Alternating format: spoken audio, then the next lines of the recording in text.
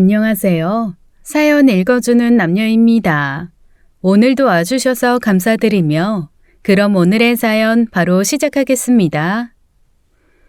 요즘 젊은 사람들은 무슨 주식이며 투자 같은 것으로 돈을 번다고 하더군요.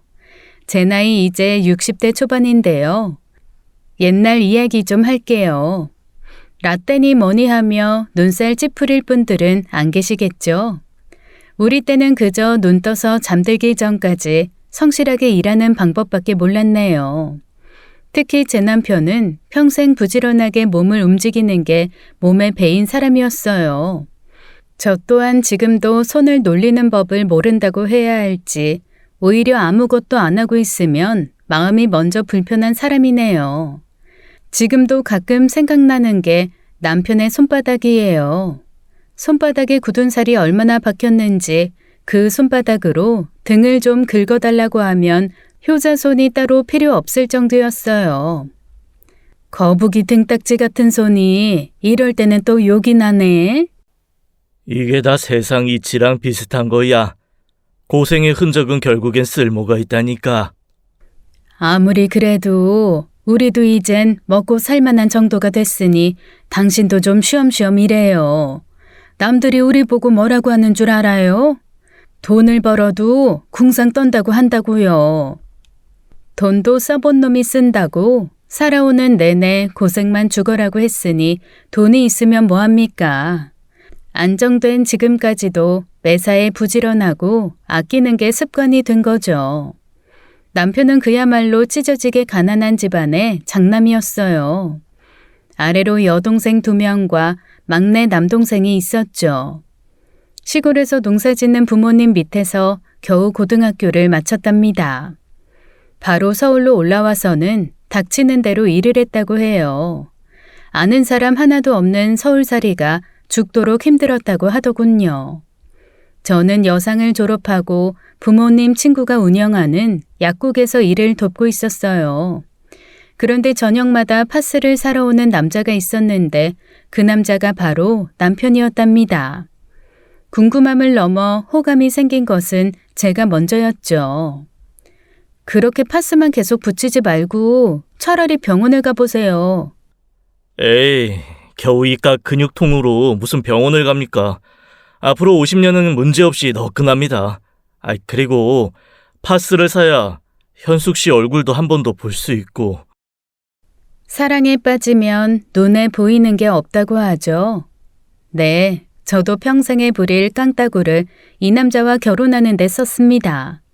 주변의 반대를 무릅쓰고 이 남자와 숟가락 2개, 밥그릇 2개로 신혼살림을 시작했죠. 우리는 결혼 비용을 아껴서 중고 용달차를 구입했어요. 하루 24시간이 모자랄 정도로 짐을 나르고 옮기는 일을 했죠. 그래도 일용직판에서 일하는 것보다 돈을 더 빨리 모을 수가 있었어요. 사글세에서 전세로 옮기고 나서 큰아들 준혁이가 태어났네요. 여보, 두고 봐. 우리 준혁이는 나처럼 고생하지 않고 살게 할 거야. 우리 조금만 더 고생하자. 남편은 특유의 성실함과 부지런함으로 거래처가 계속 늘어났습니다. 그리고 남편을 눈여겨본 이삿짐 센터 사장님이 동업을 제안했어요. 태성 씨가 워낙 일머리도 좋고 운전 실력 또한 남달라서 내가 특별히 제안하는 거야. 이렇게라도 자기 사업을 시작하지 않으면 남은 인생 내내 제자리라고. 우선 스카이 사다리차 구입해서 함께 일해보자고. 이제 앞으로는 고층 아파트들이랑 빌딩들이 많이 생겨서 이거 완전 그냥 돈을 긁어 모으는 거라고. 아직 제 형편이 어려워서 스카이 사다리차를 구입하기는 힘든데요. 누가 당신 돈으로 사래? 내가 보증해 줄 테니 은행에서 빌리면 되지. 대신 자네도 내 보증을 서주면 뭐 걱정 없잖아. 큰아들이 7살, 작은아들 준수가 4살이 되었을 때 첫 스카이 사다리차를 구입했어요. 2 아들을 데리고 구경을 하러 갔는데 은행 대출이 반 이상이긴 했지만 그래도 너무나 벅차고 뿌듯했습니다. 와, 너무 멋져요. 나도 꼭 커서 저 사다리차 운전하고 싶어요. 큰아들 준혁이는 유독 남편이 일하는 현장에 가고 싶어 했어요. 언젠가는 학교에서 하는 그림 대회에서 남편의 스카이 사다리차를 그려서 상을 받아오기도 했죠. 아빠, 나는 이 세상에서 아빠가 제일 자랑스러워요. 내가 우리 준혁이랑 준수 때문에 매일 힘이 난다. 세상 그 어느 누구도 부럽지가 않아. 그렇게 장밋빛 미래가 금방이라도 손에 잡힐 것 같았는데 그만 함께 동업하던 사장이 남편 몰래 은행 대출을 잔뜩 받아버리고는 행방을 감추었어요. 말 그대로 보증의 늪에 빠진 것이죠. 다시 원점으로 돌아가서 모든 것을 시작해야 했습니다. 어떤 순간에도 흔들림 없이 강건하던 남편도 이때만큼은 힘들어 하더라고요. 그 무엇보다 굳게 믿었던 선배가 자신을 배신한 것이 너무 큰 충격이었죠. 손은 말할 것도 없고 온몸을 매일 파스로 도배를 해야 할 정도로 일을 했습니다. 사다리차 운전뿐만이 아니라 현장에서 일손이 필요하면 무엇이든 달려가서 해야 했으니까요. 정말 우리 사장님 대단하세요.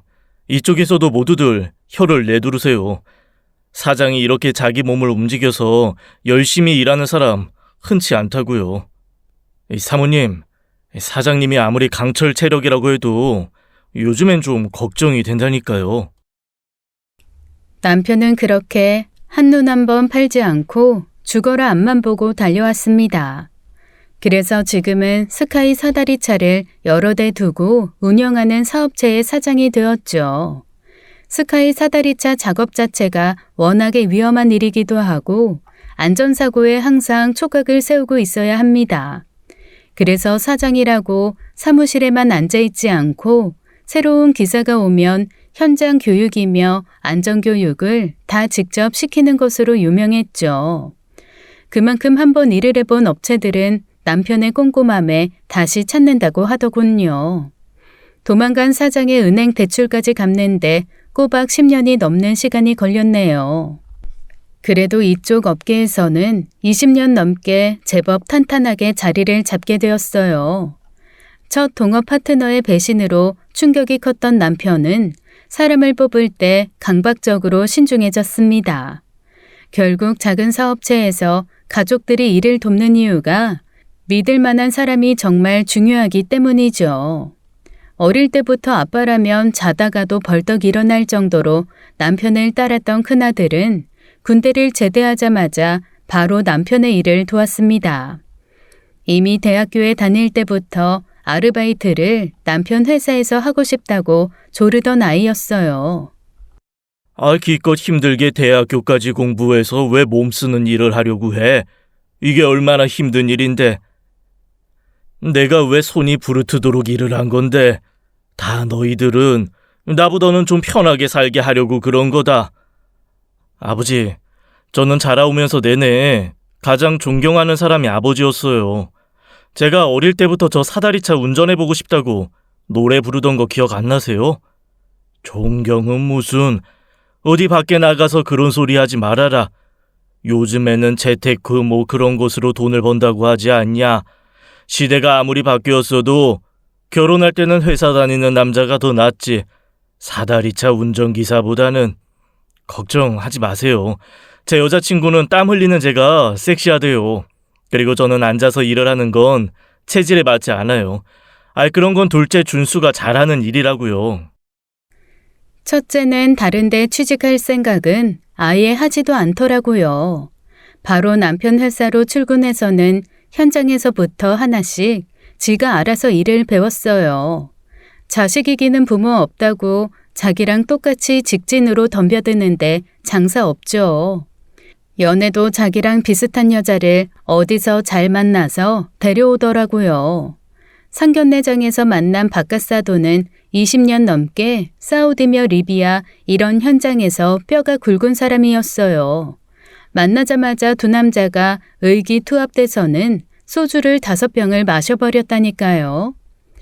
준혁 씨랑 저랑 소개팅에서 처음 만나서 친해지게 된 계기가 뭐였는지 아세요?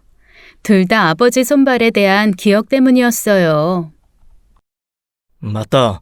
아버지가 겨울이면 손발이 다 갈라져서 어떨 땐 피까지 나는데 어렸을 때 그 모습이 얼마나 마음이 아프던지. 그렇지. 로션도 크림도 소용이 없어.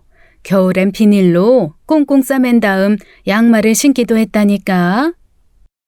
그 갈라진 손으로 자고 있는 내 머리를 쓰다듬으면 머리카락이 걸렸던 기억이 나. 비처럼 말이야.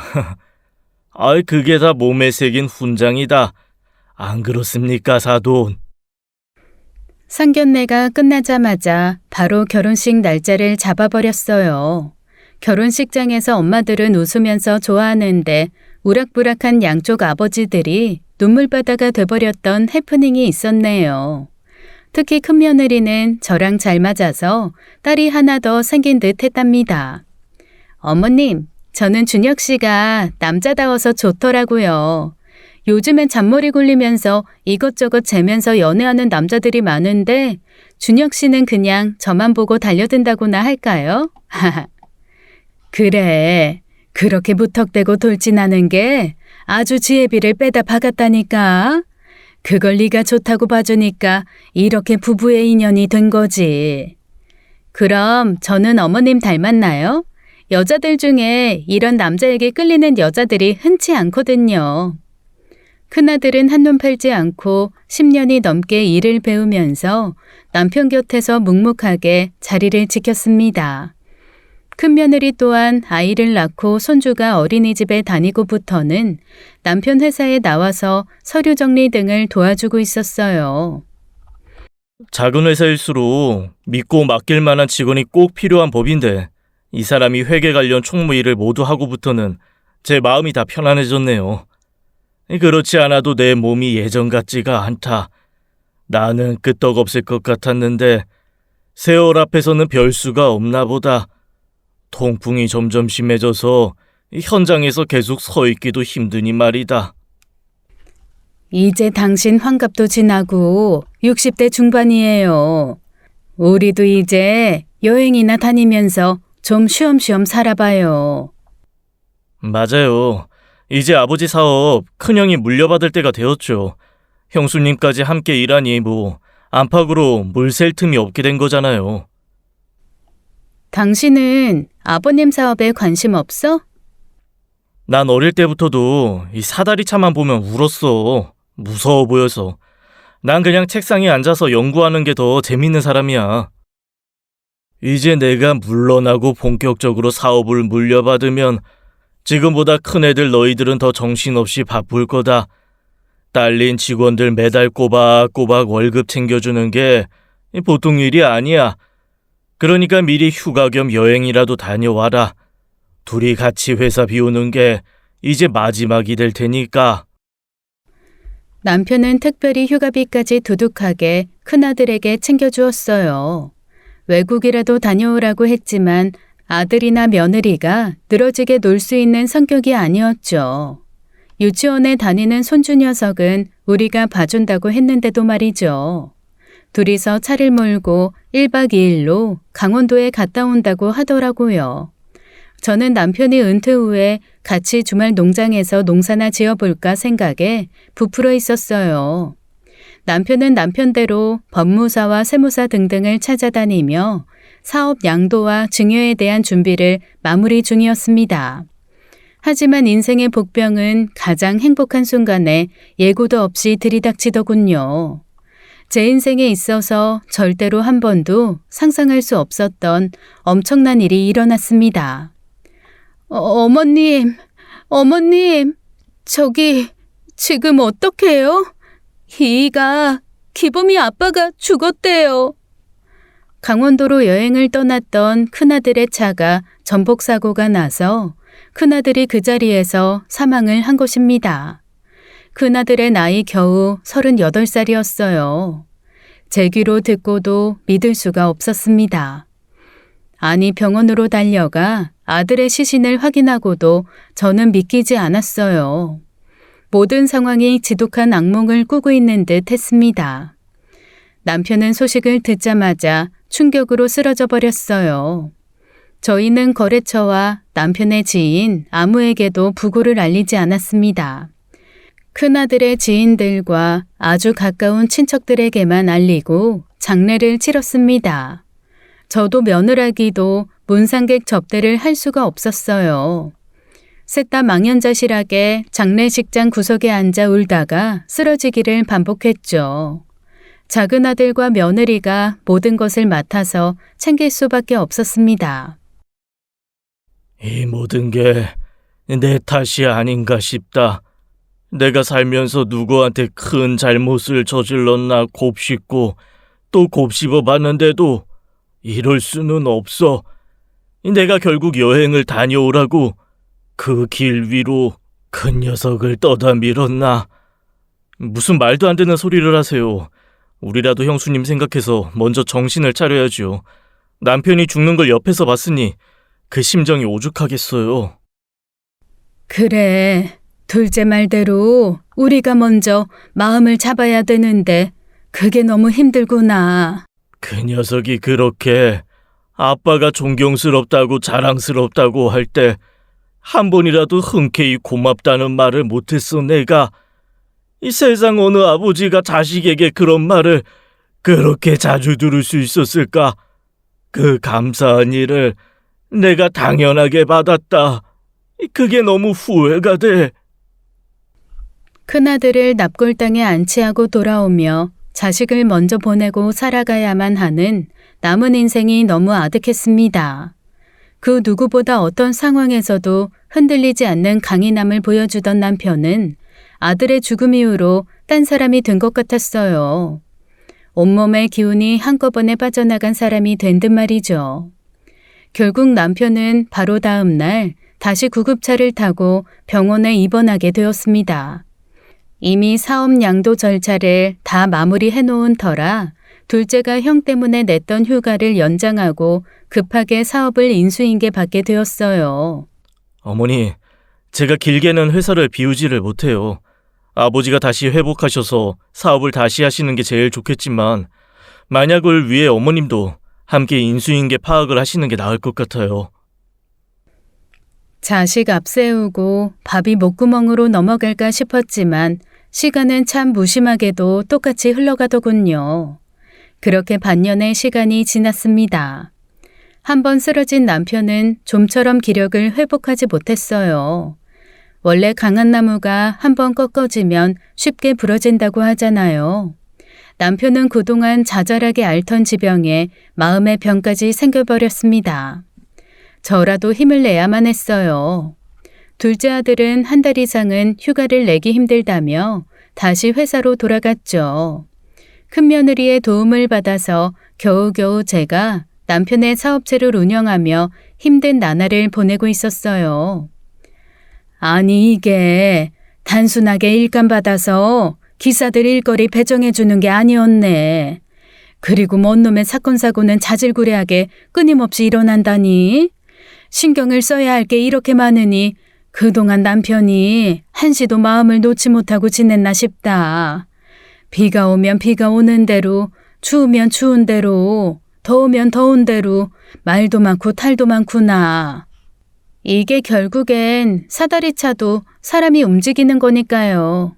스카이 사다리는 더군다나 사람이 함께 올라가는 거라 안전에 엄청 신경 써야 하더라고요.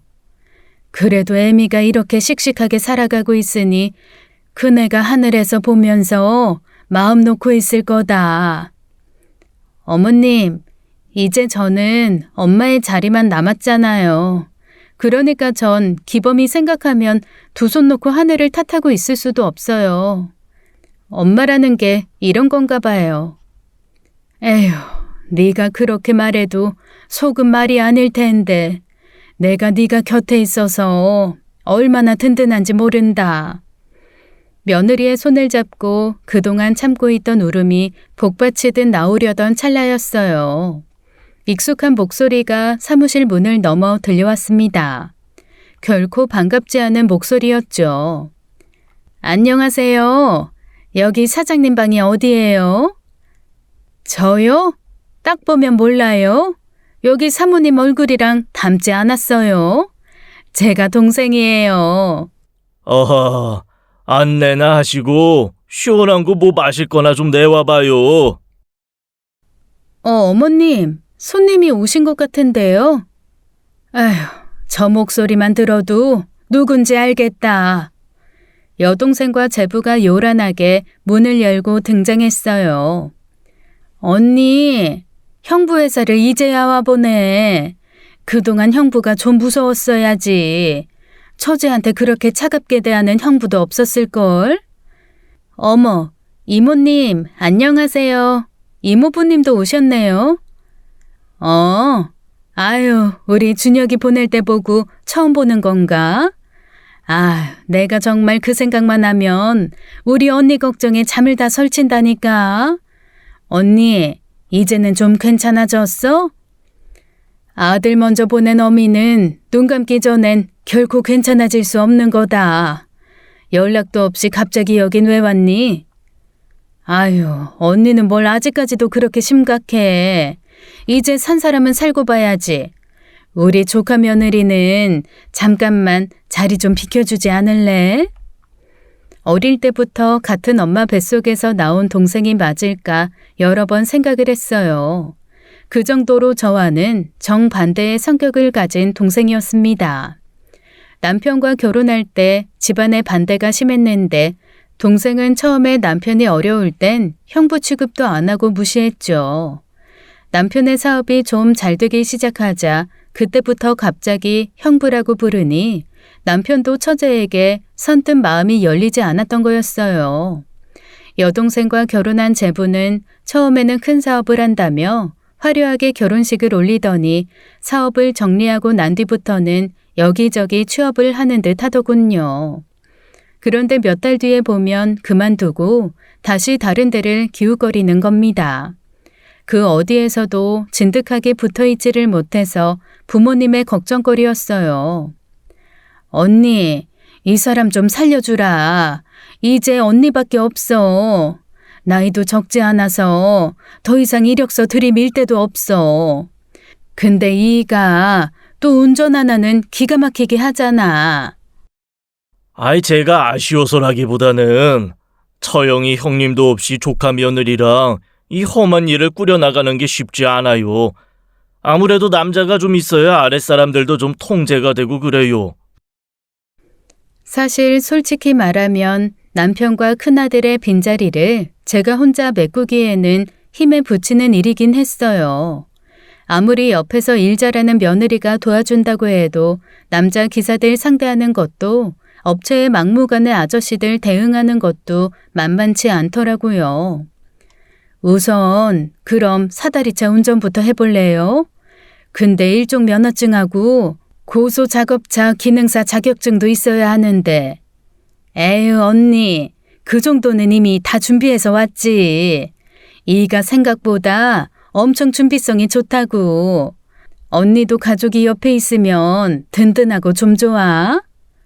뭐 딱히 믿음이 가지는 않았지만 그래도 가족이 남보다는 낫겠다는 생각이 들더군요.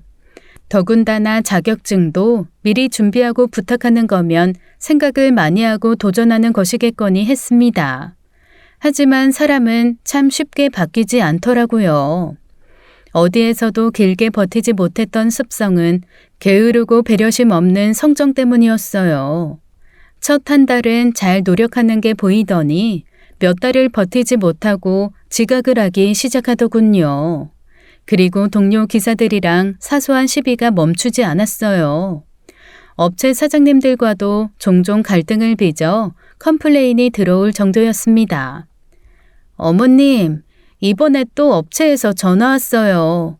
물건 내리다 말고 덥다고 커피 마시고 온다면서 1시간 만에 다시 나타나셨대요. 문제는 제가 문제를 지적하면 고치려고 드는 게 아니라 바로 여동생을 부른다는 겁니다. 언니가 좀 잘 봐주면 안 돼?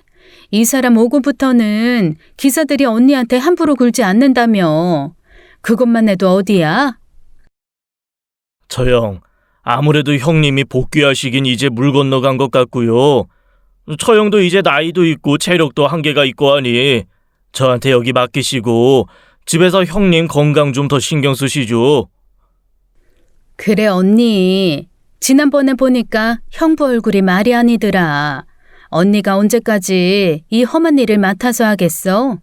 마침 이렇게 이의가 딱 준비돼서 나타났으니 얼마나 좋아. 뭐니 해도 가족만큼 믿을 수 있는 사람이 어디 있다고. 가족도 가족 나름이지. 솔직히 제부가 자격증까지 준비해서 왔길래 기대했다. 네 형부나 먼저 떠난 준혁이처럼 성실하고 열심히 했으면 내가 먼저 부탁했을 거야. 근데 제부는 직원이었으면 진즉에 잘났어. 기본은커녕 함량 미달이라고. 어디서 게으른 주제에 욕심은 많아서 형부가 몇십 년 동안 일구어 놓은 사업체를 그냥 꿀꺽하려고 해? 너도 제부도 정신 차려. 내가 정말 치사해서 언니면 다야? 말 다 했어? 지금 언니가 무슨 사장이라도 된 것 같아서 눈에 보이는 게 없어? 내가 언니 생각해서 하는 말을 이렇게 왜곡을 해? 아들 먼저 보내더니 세상을 왜 그렇게 삐뚤어지게 봐? 우리를 무슨 협잡꾼처럼 취급을 하네? 너 내가 경고하는데 한 번만 더 그 입으로 내 아들 운운하면 정말 가만 안 둘 거야. 너도 네 눈에서 피눈물 한번 흘려봐야 정신 차리겠니? 말씀이 지나치시네요. 지나치긴 뭐가 지나쳐? 내가 그동안 입은 피해 손해배상 청구 안 할 걸 감사하게 생각해. 더 이상 직원으로도 쓸 생각 없어. 오늘부로 퇴사 처리할 테니까 그리 알아. 이거 제가 고용노동부에 신고할 겁니다. 이렇게 마음대로 사람을 자르는 게 어디 있어요? 여동생과 제부는 길길이 날뛰더군요. 저는 큰며느리 보기에 친동생과 제부가 너무 부끄러웠지만 지금 도려내지 않으면 더 큰 화를 불러일으키겠다 싶었어요. 가족이 어려움에 처했는데 도와주는 척하며 자신들 이속이나 챙기려는 동생과 제부라니요.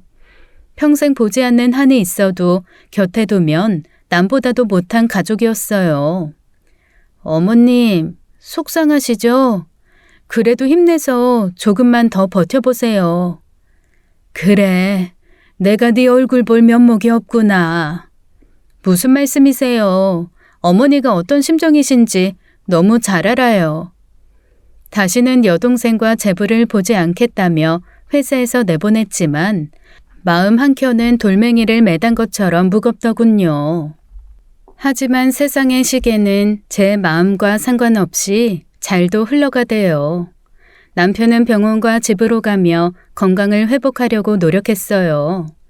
하지만 한번 곤두박질 쳐버린 몸과 마음은 아주 더디게 움직이더라고요. 그래도 남편의 생일을 축하하려고 오래간만에 가족이 모였습니다. 지방에 살고 있는 시누이 2명도 오빠가 걱정돼서 일부러 올라왔죠. 아버지 건강이 걱정이네요. 차도가 없으시니 병원을 좀 옮겨볼까요? 아니다. 시간이 좀 더 필요할 뿐이야. 좀 기다려다오. 어젯밤 꿈엔 큰애랑 막내 태수가 같이 나타나더라고. 그러고 보니 막내 삼촌은 큰형 장례식 때도 안 오셨잖아요. 우리 어릴 때 삼촌이랑 같이 살 때도 큰형이 삼촌을 참 좋아했는데. 그런데 왜 소식이 또 끊겼어? 삼촌이 사업도 실패한 데다 이혼까지 하셔서 엄청 힘들어 하셨지. 그게 벌써 5년 전인가? 마지막에 삼촌이 아버지 생신에 들렸다가 섬으로 들어가신다고. 그러게. 어디서 어떻게 지냈는지, 살았는지 죽었는지 소식이라도 전할 것이지. 무심한 녀석 같으니라고. 참 언니가 애들 키우면서 힘들게 살 때 막내 태수까지 올라와서 같이 사는 바람에 애 많이 썼지. 그래서 태수가 우리 형수님 하면서 애들도 엄청 챙기고 했는데. 저기 사실은 얼마 전에 태수한테 연락이 왔어. 걔도 어지간히 고생한 모양이더라고. 계속 지방으로 떠돌다가 얼마 전에 서울에 올라온 모양이야. 준혁이가 하늘나라 간 것도 모르고 있었던 거지. 그 소식 듣자마자 얼마나 울어대는지 내가 그래서 오늘 오라고 했는데 모르겠다. 결혼하고 나서 10년이 지났을 때 서울로 올라온 막내 시동생 거처가 없어서 근 4, 5년을 함께 살았어요. 워낙에 애들을 좋아해서 저도 많이 도움을 받았습니다. 남편은 밤낮 없이 일하느라 제일 바쁠 때였으니까요. 저도 그이한테 이야기 참 많이 들었는데 오늘 아버님 생신이시니까 오시면 너무 좋겠네요. 그런데 정말 기적처럼 막내 시동생이 나타났어요. 작은 아이 말처럼 5년 만에 얼굴을 보는 거였어요. 그동안 고생을 많이 했는지 얼굴과 행색이 말이 아니더군요. 남편은 막내 동생의 등장이 믿기지 않는 듯 잠시 말을 잃었습니다. 저는 이러다가 또 남편이 쓰러지지 않을까 걱정이 되더군요. 큰형님, 정말 미안해요. 내가 너무 늦게 나타났지.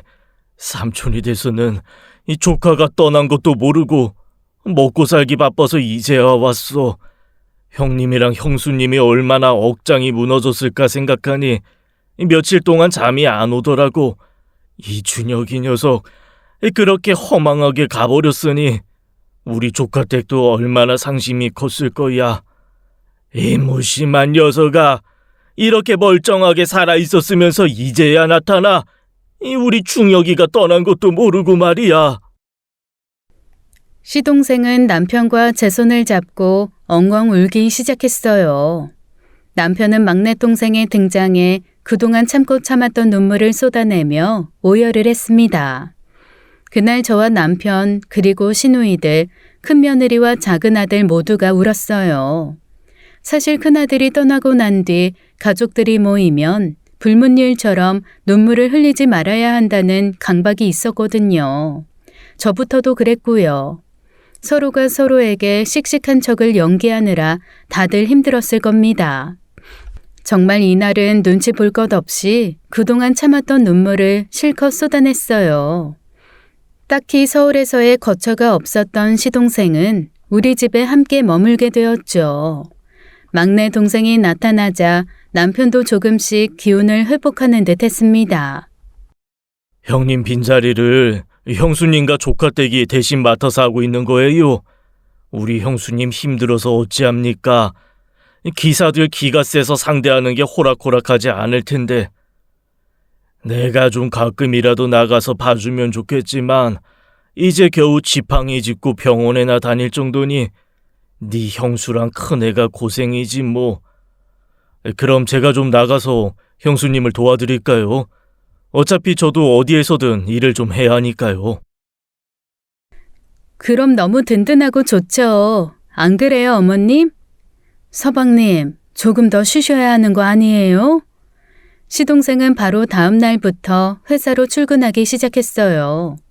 저는 한결 여유가 생겨서 집에 있는 남편을 챙길 수가 있었죠. 그동안 남편의 병원 케어를 도왔던 작은 며느리도 덕분에 자유로워질 수 있었고요. 근데요, 어머님, 요즘 회사에 오전에만 잠깐 나가셨다가 바로 들어오신다면서요? 제가 형님한테 들었는데 작은 아버님 등장이 좀 예사롭지 않은 것 같아서요. 그게 무슨 소리냐? 형님한테 들으니까 지난번 시이모님이랑 시이모부님도 난리도 아니었다면서요? 아버님 사업체가 완전 알짜배기잖아요. 그러니까 조금만 방심하면 가족이라고 하면서 다들 달려드는 거잖아요. 작은 아버님이 왜 갑자기 나타나셨겠어요? 큰아주버님이 돌아가신 지 거의 1년이 다 돼가는 마당에 말이에요. 뭔가 냄새가 나지 않아요? 네 아버님이 들으면 기함을 토하시겠다. 그럴 뿐 아니셔. 지금 네 아버님이 동생이 돌아와서 기운 차리는 거 보면서도 그런 이야기를 하니? 아니, 저는 형님이 그런 느낌으로 말씀을 하셔서. 얘들이 어디 함부로 사실도 아닌 걸 겁도 없이 나불대니? 큰애가 문제구나. 서방님이 지금 얼마나 열심히 일을 해주시고 있는데.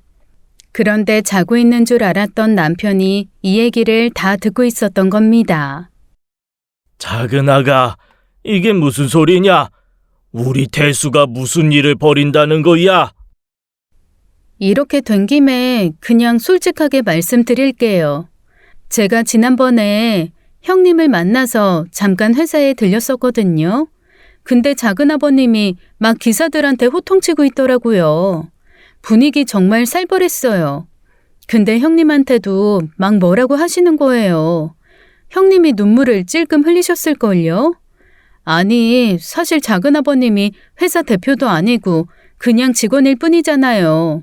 근데 출근한 지 얼마나 됐다고 그렇게 벌써부터 사장처럼 구는 거 이상하잖아요. 아마 큰애랑 네가 무슨 오해를 하고 있는 것 같은데 우리 태수 그럴 애가 아니다. 저라고 왜 그렇게 믿고 싶지 않겠어요. 요즘엔 가족이라고 뒤통수 치는 경우가 워낙 비일비재해서리. 작은 며느리야 워낙에 생각 없이 말을 하는 스타일이니 그렇다고 쳐도 큰 며느리까지 그렇게 말을 했다니 신경이 좀 쓰이더군요. 회사에 나가서 확인을 하고 아무래도 미리 입단속을 시켜야겠다 싶었습니다. 마침 회사에 갔더니 시동생은 외근을 나가고 없었어요.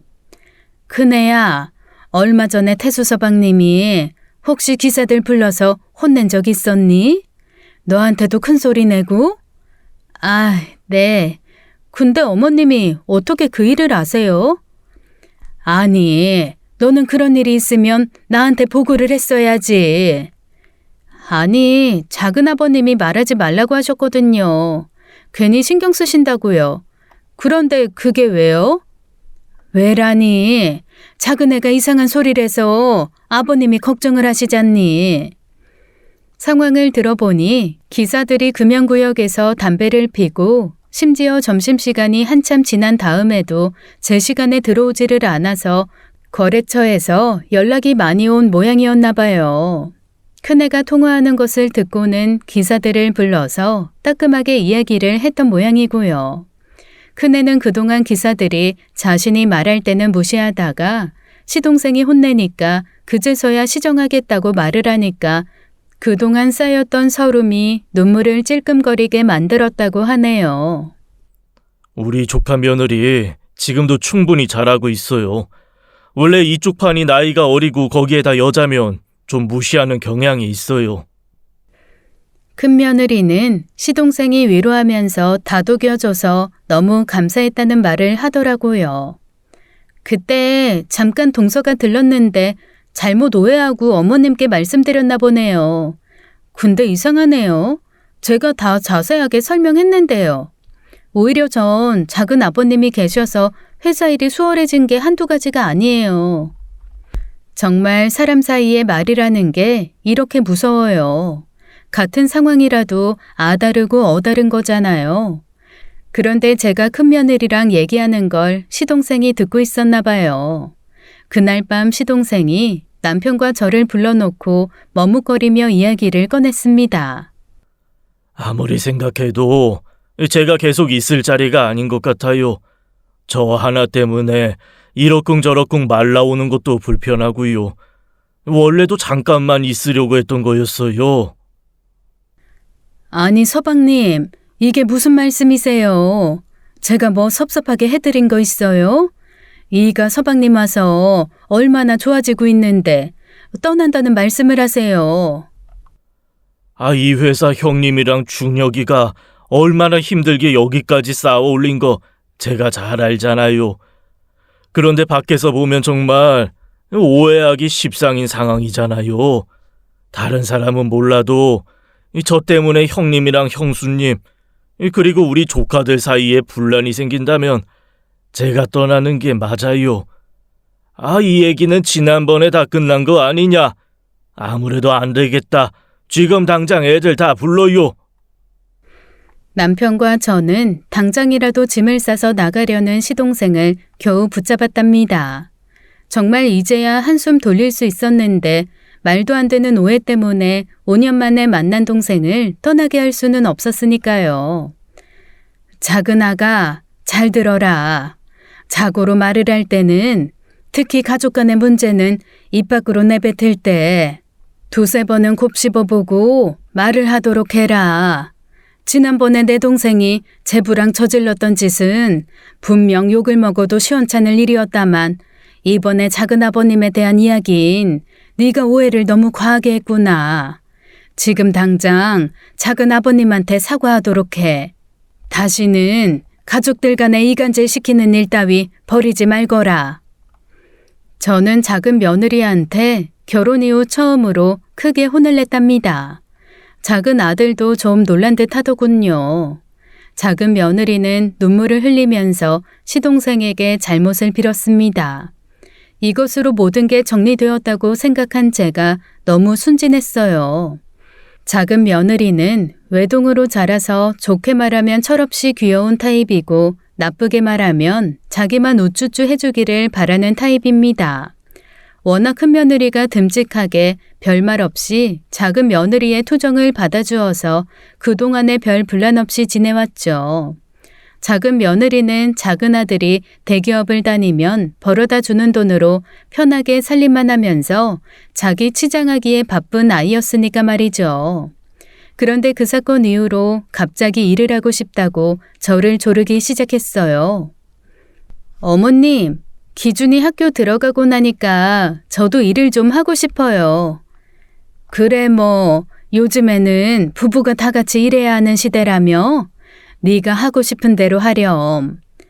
그래서 말인데요. 갑자기 다른 회사 들어가기는 그렇고 아버님 회사에 출근해서 일하면 어떨까 싶네요. 네가 할 수 있는 일이 지금으로선 딱히 없을 것 같은데. 어머님 너무하세요. 사실 형님도 뭐 별반 저랑 다르지 않잖아요. 그리고 어머님도 전업주부 하시다가 나가서 일하시는 거잖아요. 근데 왜 저만 못하게 하세요? 사실 큰며느리야 결혼 전에 회사에서 회계랑 총무일을 했던 경력이 있었으니 지금 남편 회사에서도 경력을 살려 일을 하고 있는 거였죠. 저야 남편이 밤낮 없이 바쁠 땐 사무실에 나가서 전화도 받고 청소도 하고 기사들 관리도 하면서 짬짬이 회사 돌아가는 판이라도 알고 있었던 거고요. 하지만 작은 며느리는 하다못해 집에서 청소도 제대로 자기 손으로 안 해서 파출부를 부르고 나던 아이거든요. 처음에는 저도 작은 애가 집에만 있다 보니 답답해서 그런가 보다 하고 나와서 큰애를 도와서 뭐라도 배우려니 하고 허락을 했죠. 그런데 사실 매일 일하는 게 말이 쉽지 정해진 시간에 출근하는 게 보통 일이 아니거든요. 작은 애는 왜 오늘 코빼기도 안 보이니? 글쎄요. 전화 한번 해볼까요? 작은 며느리는 오후가 다 되어서야 나타나더군요. 얘야, 여기도 엄연히 회사인데 출근하겠다고 했으면 시간을 지켜서 나와서 책상이라도 닦아야지. 놀러 오는 데가 아니지 않니? 아니, 막상 나와도 별로 할 일이 없고요. 그렇다고 저한테 책상을 닦으라니요. 너무하세요, 어머님. 저도 명색이 이 회사 사장님 며느리잖아요. 나도 하는 청소, 네가 못할 건 뭔데? 그런 자세로 무슨 일을 하겠니? 저 나와서 청소나 해야 한다면 더는 못 나올 것 같네요. 일주일 만에 작은 며느리는 스스로 물러나더군요. 그런데 이건 시작에 불과했어요. 작은 며느리는 단순하게 일을 하고 싶은 철없는 생각이 아니었던 겁니다. 제 생일날에 온 가족이 모인 날에 작은 며느리는 속내를 드러내더군요. 저는요, 이가 이제 회사 그만두고 아버님 회사에 들어가는 게 맞다고 보거든요. 언제까지 어머님이 힘들게 일하실 수 있겠어요. 이 사람이 진짜 왜 이래? 그 이야기는 이미 여러 번 했잖아. 나는 책상에 앉아서 개발하고 연구하는 게 좋은 사람이라고. 내가 싫다고. 이것 보세요. 이가 이렇게 철이 없어요. 이제 이 집안에 아들이 누가 있어요? 이 사람이 유일하잖아요. 그럼 이 사업을 책임감 가지고 자기가 물려받을 생각을 해야 하잖아요. 요즘에 회사에서 정년까지 일하겠다는 사람이 어디 있냐고요. 아니, 언제부터 그렇게 아버지 사업에 책임감을 가질 정도로 관심이 있었는데 이미 삼촌도 도와주시고 해서 안정기에 들어섰구만. 우리가 더 이상 관여할 게 아니야. 욕심 버려. 어머, 이게 다 내 욕심 때문에 이러는 걸로 몰아가면 안 되지. 동서, 오늘 어머님 생신이라 모인 거잖아. 가족들 다 모이는 거 정말 오래간만이잖아. 애들도 있고. 그런 문제는 나중에 우리끼리 다시 이야기 나누자, 어? 아, 형님은 이제 급할 게 없다 이건가요? 이 회사 원래 큰아주버님한테 물려주신다고 할 때부터 저는 불만이었어요. 아들이 2명인데 1명한테만 전 재산 다 주신다는 거나 마찬가지잖아요. 작은 며느리는 결코 철없는 애가 아니었어요. 예전부터 큰애한테 사업체를 물려준다고 할 때부터 앙금이 쌓여 있었던 거죠. 저는 이 기회에 모든 것을 명확하게 해둘 필요가 있겠구나 싶었습니다. 큰애는 대학교 때부터 아버지 회사에서 아르바이트로 잔뼈가 굵은 애였어. 그리고 군대 제대한 바로 다음 날부터 회사에 출근한 녀석이야. 그렇게 묵묵하게 아버지 옆에서 10년이 넘는 세월을 이 회사에 바친 애가 큰애야. 그러니 큰애가 아버지 사업체 물려받는 건 너무나도 당연한 거다. 아니 그러니까요. 그 아주버님이 이젠 이 세상 사람이 아니잖아요. 그럼 상식적으로 이 사람이 회사 물려받는 게 맞는 거 아니에요? 당신 제정신이야? 아니 형수님 앞에서 지금 무슨 막말이야? 그래, 내가 지금 미치지 않게 생겼어? 우리 아들 기준이가 나중에 할아버지 재산을 1도 물려받지 못하게 생겼는데? 지금 이 자리에 큰애는 없다만 큰애만큼이나 회사에 인생 바치고 있는 것도 첫째 기범이 어미야. 누가 뭐래도 이 회사 기범이 어미한테 물려주는 게 맞다. 이건 내 눈에 흙이 들어가도 변하지 않을 거야. 어머님, 우리한테 이러시면 너무 섭섭해요. 어디 길 가는 사람 붙잡고 물어보세요. 어머님 너무 심하게 차별하고 계신 거라고요. 아니, 다들 제 말이 틀렸어요? 왜 다들 형님 편만 드세요? 작은 며느리의 선을 넘는 항변에 참다 못한 남편이 소리를 질렀습니다. 남편은 작은 며느리를 평소에 예뻐하던 사람이에요. 딸이 없던 집안에 철없는 막내딸이 들어온 것 같다며 좋아했죠. 하지만 욕심에 눈이 멀어 아들과 나에게 신경질을 부려대는 작은 며느리를 더 이상 봐줄 수가 없었습니다. 지금 시어머니 생신잔치에 와서 나이도 가장 어린 네가 어디서 큰 소리를 계속 내는 게냐? 아무리 귀엽다 봐주려고 해도 이건 도대체가 위아래가 없구나.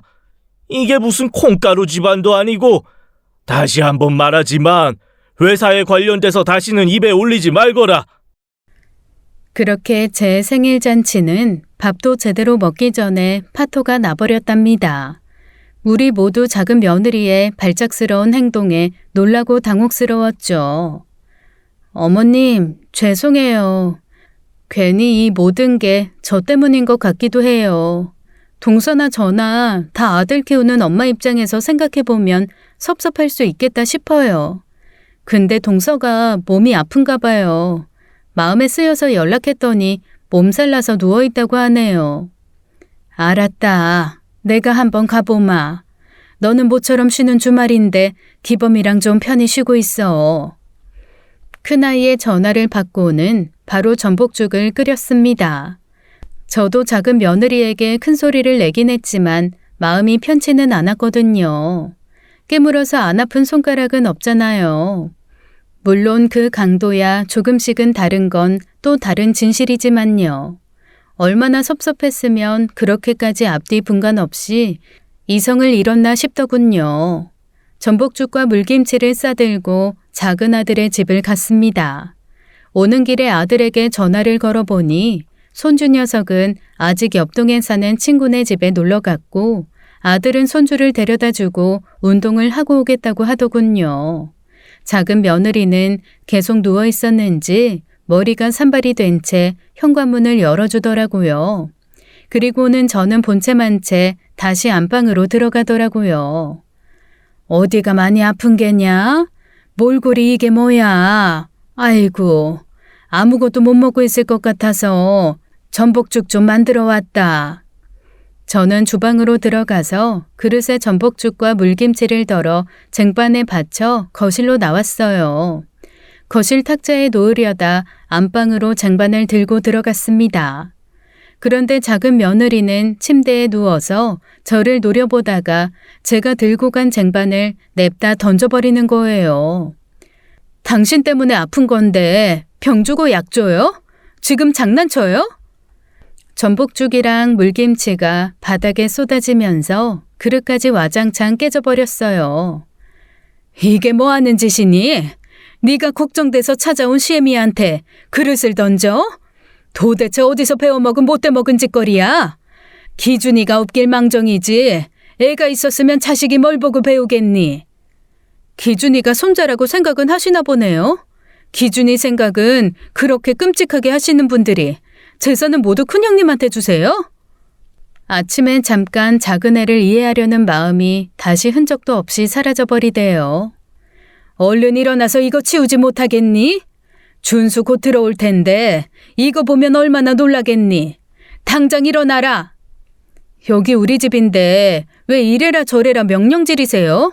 신경 끄시고 큰 며느리한테나 가보세요. 제 참을성을 시험이라도 해보려는지 작은 애의 막말이 이어졌어요. 그런데 그 순간 현관문이 열리는 소리가 들렸습니다. 작은 아들은 안방에 펼쳐진 광경을 보고는 아연실색을 하더군요. 어머니, 다치신 데는 없어요? 가만히 계세요. 그릇 깨져서 위험해요. 작은 며느리는 아들을 보자 당황한 기색이 역력했으나 그대로 이불을 뒤집어 쓰고 누워버렸습니다. 아주 점입가경이 따로 없었죠. 아들은 우선 내가 다치지 않게 거실로 나가 있게 하더군요. 당장에 일어나지 못해? 아들은 이불을 거치고 며느리를 침대에서 잡아 끌었습니다.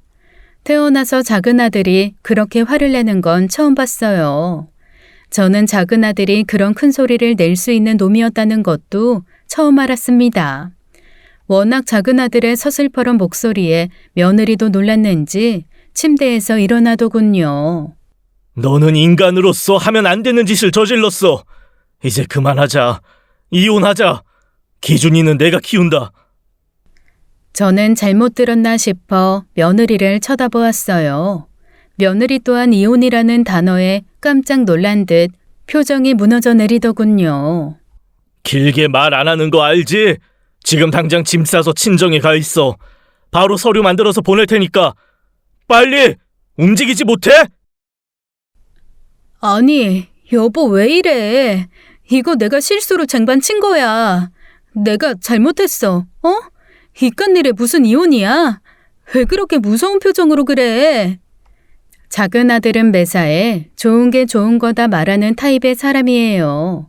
자라면서 특별히 문제를 일으키지 않았고 친구들이며 회사에서도 큰 소리 잘 내지 않고 지내는 온화한 아들이랍니다. 언제 어디서도 차분하게 자기 감정을 잘 드러내지 않는 사람이지만 화를 내면 진짜 무서워지는 사람이죠. 사실 매 순간 화를 내는 사람들은 막상 무섭지 않아요. 하지만 작은 아들처럼 평생을 조용히 지내다가 화를 낼 때는 감당이 불가하죠. 며느리도 그 성격을 알고 있었던 모양입니다. 작은 며느리는 바로 저한테 와서 무릎을 꿇더군요. 어머님, 제가 잘못했어요. 아까는 제가 머리가 너무 아파서 제정신이 아니었나 봐요. 아니, 제가 미쳤나 봐요. 이 좀 제발 말려주세요. 어머님도 아시잖아요, 이 사람. 이렇게 화내면 진짜 무섭다는 거요. 그래, 준수야. 이혼까지 갈 일은 아니다. 애미가 이렇게 사과를 하니까 나는 괜찮다. 나는 어머니 모셔다 드리고 올 테니까 내가 다시 돌아올 때 너 이 집에 있으면 안 된다. 작은 아들은 내 손을 잡고 울부짖는 작은 며느리를 뒤로하고 나와버렸어요. 차를 타고 집으로 오는 길에 작은 며느리의 놀라운 비밀을 알게 됐습니다. 어머니, 아이를 봐서 한 번은 용서하고 살려고 했는데 오늘 아침 어머니한테 한 행동을 보고는 역시 아이를 위해서라도 헤어지는 게 맞겠네요. 내가 모르는 무슨 일이 있었던 게야? 저 사람 남자가 있어요. 몇 달 전부터 이상하더라고요. 아이가 학원에서 끝났는데도 엄마가 오지 않는다고 전화가 오는 경우가 잦아졌어요. 뭔가 느낌이 이상해서 사람을 붙여서 조사를 했더니 동창회에서 만난 옛날 남자친구를 만나고 있더라고요. 그렇지 않아도 이걸 어떻게 하나 고민하고 있었어요. 저는 너무 충격을 받아서 집에 어떻게 도착했는지도 기억이 나지 않았네요. 이 사실을 알게 된 남편과 큰며느리 서방님도 놀라긴 마찬가지였어요. 그런데 30 중반이 넘은 아들에게 이혼하라 마라, 용서해라 마라를 말할 수가 없더라고요. 작은 아들처럼 신중한 녀석이 얼마나 많은 고민 끝에 결정을 하겠나 싶은 거였죠. 결국 작은 며느리는 친정으로 쫓겨나다시피 나가게 되었고 이혼을 당했답니다. 친권도 양육권도 모두 아들이 가져왔죠. 귀책 사유가 너무나 명확했으니까요. 외도뿐만이 아니라 시어머니에게 그릇을 내던지기까지 하는 몰상식한 행동은 방점을 찍은 격이 되었어요. 작은 아들은 의외로 침착하게 모든 절차를 차근차근 밟아가더라고요. 작은 며느리는 몇 번이나 찾아와 제 앞에 무릎을 꿇고 도움을 요청했지만 저는 무조건 아들의 의견을 전적으로 지지한다고 했습니다. 큰 며느리한테도 심지어 서방님한테까지도 찾아가 도움을 요청한 모양이었지만 다들 통할 리가 없었죠. 남편의 사업체는 결국 큰 며느리가 맡아서 운영하게 되었습니다. 서방님, 언제라도 사업 맡으실 의향이 생기시면 말씀하세요. 무슨 말씀이세요?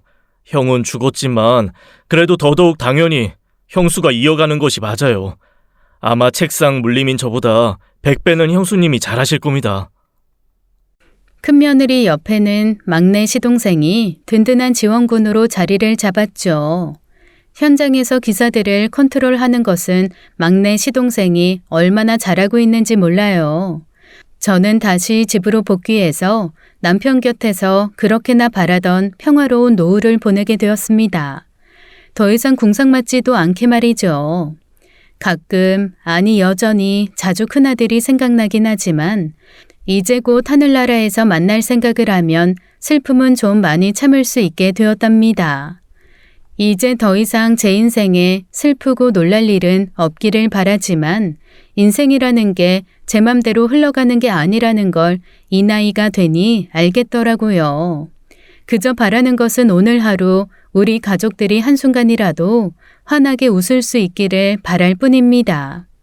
지금까지 긴 이야기 들어주신 청취자 여러분도 환한 웃음이 함께하길 기원합니다. 지금까지 사연 읽어주는 남녀였습니다. 끝까지 시청해주신 여러분 감사드리며 저희는 다음 사연으로 돌아올게요. 감사합니다.